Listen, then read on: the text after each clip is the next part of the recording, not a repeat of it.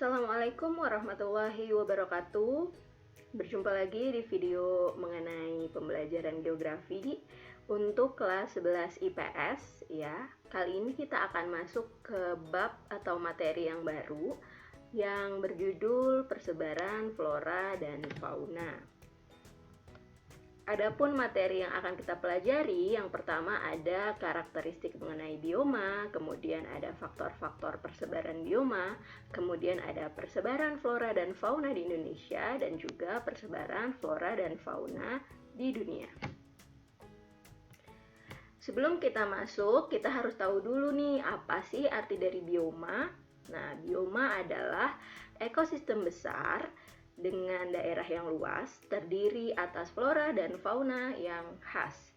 Jadi bioma ini adalah ekosistem yang terbentuk karena perbedaan letak geografis dan astronomis.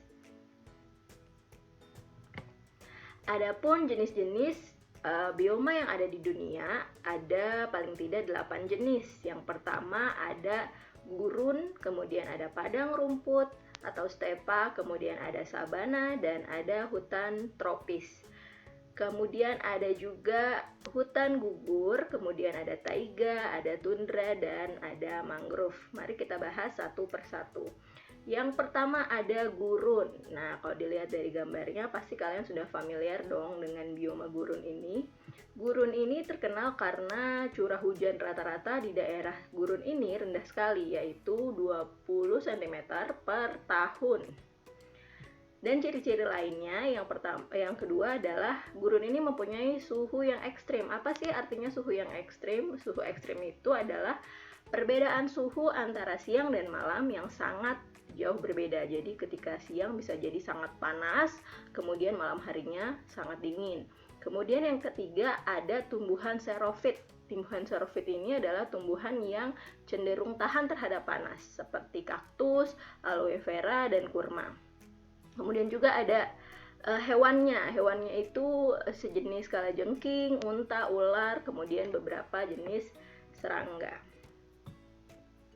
Yang kedua ada padang rumput atau stepa. Nah, bisa dibaca ciri-cirinya, yaitu suhu udaranya 45 derajat Celcius ketika siang, dan ketika malam bisa mencapai 0 derajat Celcius. Kemudian kelembapan udaranya juga rendah, dan tumbuhannya cenderung bentuknya rerumputan sehingga disebut sebagai padang rumput. Dan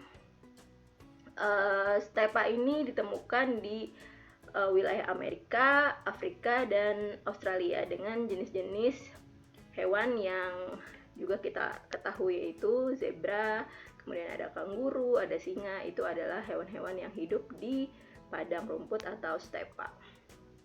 Kemudian ada bioma sabana. Nah, sabana ini terkenal sekali di Afrika. Mungkin kalau kita lihat film-film atau dokumenter mengenai Afrika, kita bisa lihat padang sabana yang sangat-sangat luas ya.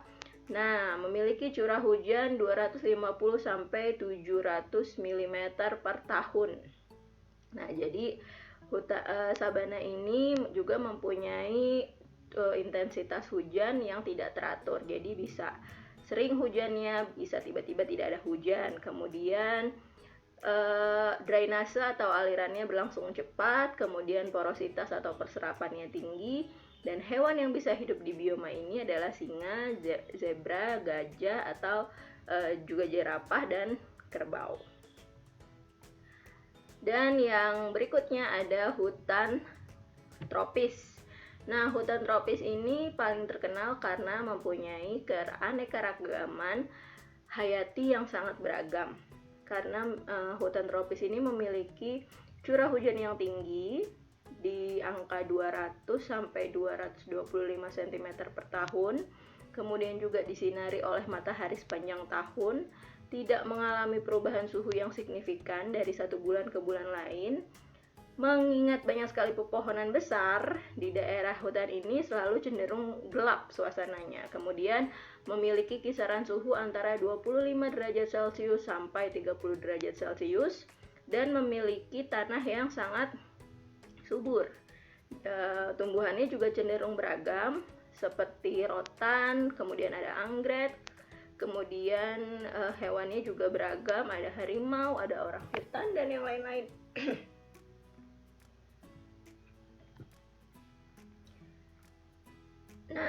Nah, yang berikutnya ada Yang berikutnya ada hutan gugur. Nah, hutan gugur ini adalah jumlah pohon yang hidup di bioma ini tidak banyak dan tidak terlalu rapat. Nah, kalau dari dilihat di gambarnya, hutan gugur ini seperti ini ya. Nah, ini memiliki curah hujan yang tinggi, memiliki 4 musim, kemudian juga keanekaragaman jenis tumbuhannya juga rendah, ya cenderung sama hutan tumbuhan-tumbuhan yang hidup.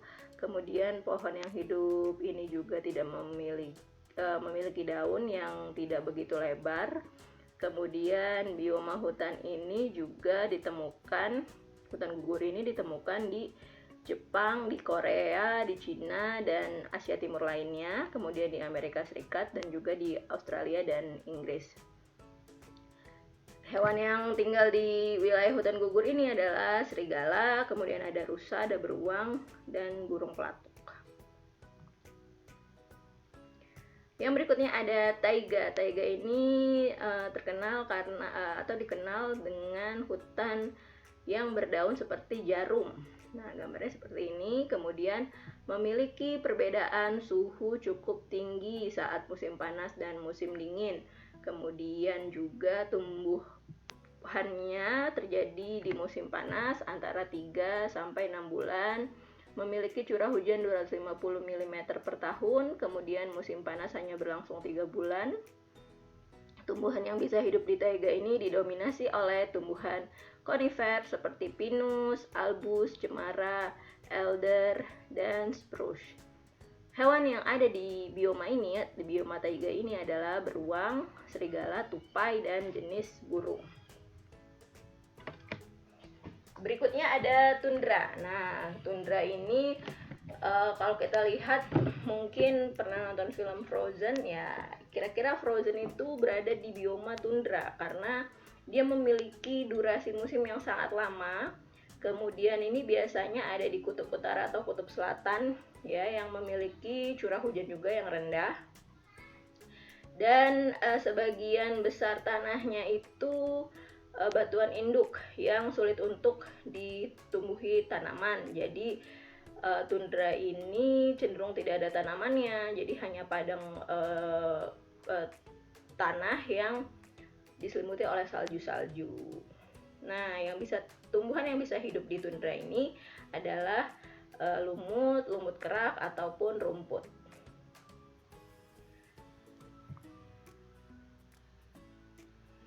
Dan yang terakhir ada hutan mangrove.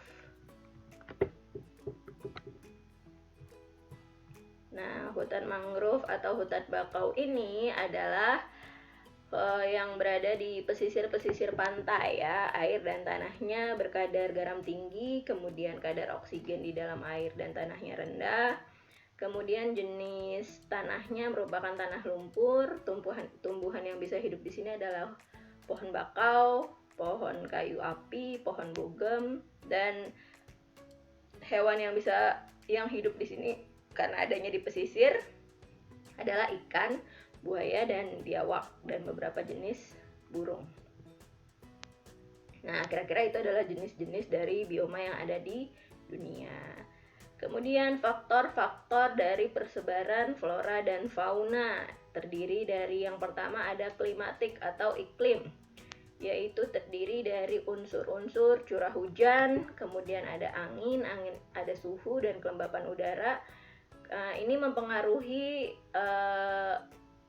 flora dan fauna yang ada di suatu tempat. Tadi kita lihat ya bahwa wilayah yang beriklim dingin mempunyai jenis tanaman dan jenis hewan yang berbeda dengan wilayah yang beriklim tropis gitu. Jadi iklim ini sangat mempengaruhi persebaran flora dan fauna yang ada di dunia. Kemudian ada faktor edafik atau faktor tanah, Yang mempengaruhi secara langsung adalah tingkat kesuburannya. Nah, tingkat kesuburan itu bisa dilihat dari kandungan humus yang ada di dalam tanah, kemudian unsur hara, kemudian tekstur dan struktur tanahnya. Yang berikutnya ada fisiografi. Fisiografi ini artinya adalah bentuk muka bumi. Jadi ternyata bentuk muka bumi atau ketinggian tempat dan bentuk lahan itu juga mempengaruhi persebaran flora dan fauna yang ada di dunia. Dan yang terakhir ada faktor biotik. Nah, faktor biotik yang paling mempengaruhi dari faktor persebaran flora dan fauna itu adalah manusia. Nah, biotik sendiri artinya sebenarnya adalah unsur-unsur makhluk hidup. Nah, makhluk hidup yang paling mempengaruhi itu adalah manusia, karena manusia mempunyai teknologi untuk mengembangkan flora, kemudian juga mengembangkan fauna yang ada di dunia. Nah, setelah tadi dijelaskan mengenai bioma yang ada di dunia, pertanyaan berikutnya adalah bioma apa saja sih yang terdapat di wilayah Indonesia? Jawab pertanyaan tersebut di kolom komentar, kemudian sertakan nama lengkap dan kelas kalian. Ya, ini akan menjadi penilaian di pertemuan kali ini.